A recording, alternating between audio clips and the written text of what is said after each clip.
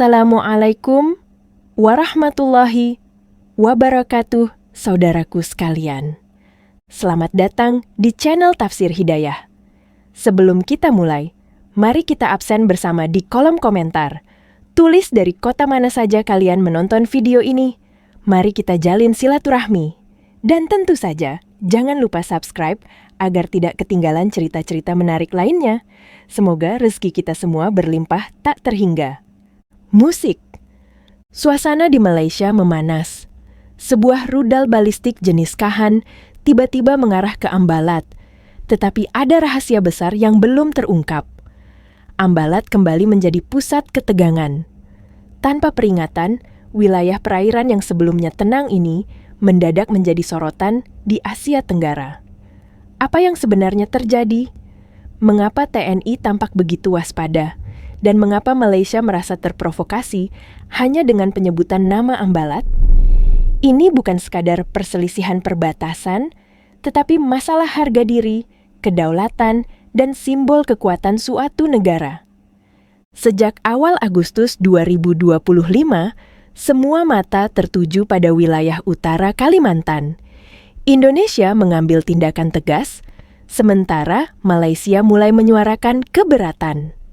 Wilayah laut yang kaya minyak ini kembali menjadi panggung adu strategi. Tak bisa dimungkiri, Ambalat adalah permata tersembunyi di Laut Sulawesi yang kandungan minyak dan gasnya mengundang perhatian banyak negara, terutama Indonesia dan Malaysia, yang saling berebut wilayah ini seperti dua tetangga yang bersengketa tentang batas tanah. Bedanya, sengketa ini melibatkan jet tempur, kapal perang, bahkan rudal. Ambalat bukan hanya soal peta, tetapi juga ujian bagi diplomasi, kekuatan militer, dan nasionalisme. Pada Agustus 2025, Indonesia menunjukkan keseriusannya. Rudal Kahan, buatan Turki secara resmi, ditempatkan di Kalimantan Timur.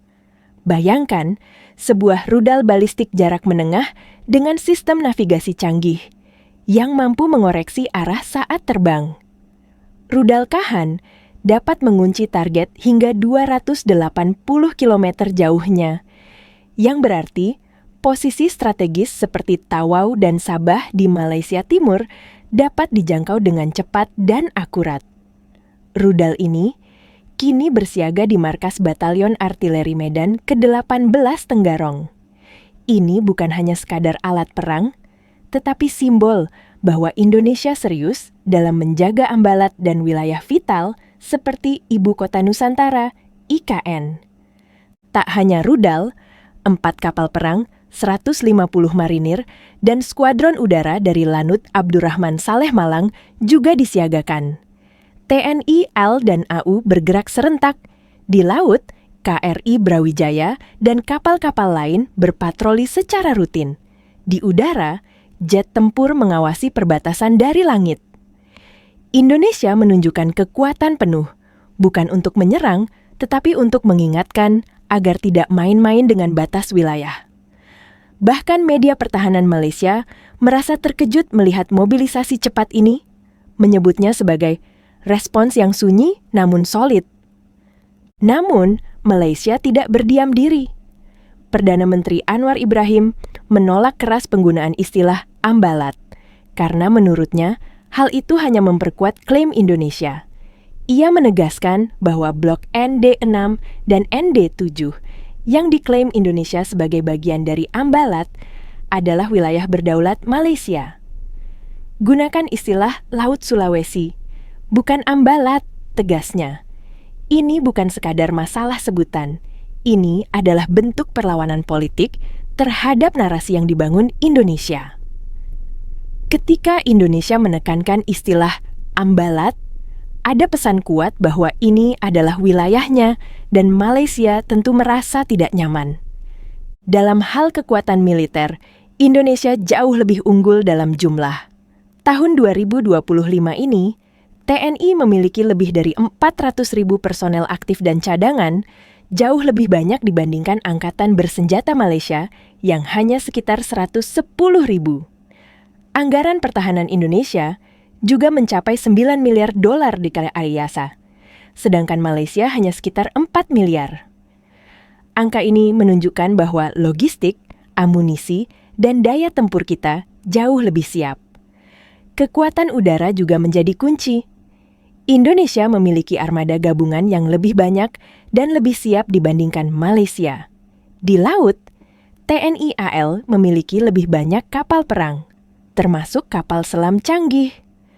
Ambalat adalah perbatasan yang kompleks, dan disinilah dominasi laut sangat menentukan. Namun, hal yang paling menarik adalah langkah diplomatik di balik layar. Di tengah ketegangan Ambalat, Presiden Prabowo Subianto dan PM Anwar Ibrahim sempat bertemu untuk membicarakan kerjasama dan perdamaian. Akan tetapi, Parlemen Malaysia terus mendesak tindakan tegas. Situasi semakin tegang ketika anggota Parlemen Sabah mulai menyuarakan kekhawatiran. PM Anwar bahkan menyodorkan dua opsi ekstrem, yaitu perang atau resolusi damai. Namun, kita semua tahu bahwa dialog adalah jalan terbaik. Penempatan rudal Kahan menuai beragam reaksi di Indonesia. Banyak yang bangga, tetapi ada juga yang khawatir akan memicu konflik bersenjata. Namun, masyarakat harus memahami bahwa rudal ini bukan untuk menyerang, melainkan sebagai alat daya tangkal, yang dalam militer disebut strategi deterrence. Rudal Kahan adalah hasil kerjasama Indonesia dan Turki, dan Indonesia menjadi negara pertama di Asia Tenggara yang mengoperasikan rudal balistik jenis ini. Penempatan rudal di Tenggarong, Kalimantan Timur, juga sangat strategis, karena dapat mencakup 3 titik penting sekaligus, IKN Nusantara, Ambalat, dan perbatasan Sabah. Sementara itu, pernyataan PM Malaysia terus menjadi sorotan. Dalam sidang parlemen, ia dengan lantang berkata, "Kami akan melindungi setiap jengkal Sabah, tidak ada negosiasi soal kedaulatan." Di sisi lain, Menteri Luar Negeri Indonesia, Sugiono, menegaskan bahwa pembicaraan bilateral masih berjalan, namun prosesnya panjang. Ini menunjukkan bahwa meskipun panas di permukaan, diplomasi tetap berjalan. Konflik Ambalat bukanlah hal baru. Sebelumnya, pada tahun 2000-an, wilayah ini juga menjadi sorotan. Namun, kini dengan kehadiran rudal balistik, suhu politik kembali memanas. Pertanyaannya adalah, apakah kali ini akan sama seperti dulu, atau justru menuju eskalasi yang lebih besar? Semua tergantung pada sikap para pemimpin. Ambalat sangat diperebutkan karena menyimpan cadangan minyak dan gas yang sangat besar, menjadikannya ladang emas di tengah laut. Siapa yang menguasainya memiliki posisi tawar yang tinggi. Dalam hal pasukan khusus, Indonesia juga tidak kalah tajam. TNI memiliki Kopassus, Kopaska, Denjaka, dan Sat 81 Gultor yang memiliki pengalaman tempur dan jam terbang lebih unggul dibandingkan pasukan khusus Malaysia. Namun, kekuatan bukanlah satu-satunya jawaban. Narasi kebangsaan harus terus dijaga, bahwa setiap langkah pertahanan yang diambil bukan karena kita agresif, melainkan karena kita cinta tanah air. Di tengah ketegangan ini, media asing mulai menyoroti pergerakan Indonesia. Mereka menyebut kehadiran rudal Kahan sebagai game changer yang mengubah keseimbangan kekuatan di ASEAN. Bagi masyarakat awam, mungkin muncul pertanyaan, apakah semua ini akan berujung pada perang? Jawabannya belum tentu. Justru dalam dunia militer, kekuatan ditunjukkan agar perang tidak pernah terjadi. Inilah filosofi damai melalui kekuatan, damai melalui kekuatan. Pemerintah Indonesia juga mengajak masyarakat untuk tetap tenang. Menteri Pertahanan menegaskan bahwa semua langkah militer dilakukan sesuai koridor hukum internasional tanpa adanya pelanggaran batas wilayah atau agresi sepihak. Ini adalah bentuk respons multijalur. Jalur keras untuk mempertahankan kedaulatan dan jalur lembut untuk menjaga hubungan baik. Di lapangan, para prajurit yang bertugas di Kalimantan Timur adalah garda terdepan yang menjaga Ambalat, IKN, dan seluruh harga diri bangsa. Kita harus mengakui, tekanan dari luar negeri pasti akan datang. negara-negara besar akan menghitung ulang posisi Indonesia. Oleh karena itu, kita harus semakin cerdas dalam bersikap. Nasionalisme sejati adalah menjaga negeri ini tetap utuh, bermartabat, dan dihormati di mata dunia. Apa yang terjadi di Ambalat adalah pengingat bahwa kemerdekaan itu harus dijaga setiap hari oleh kita semua.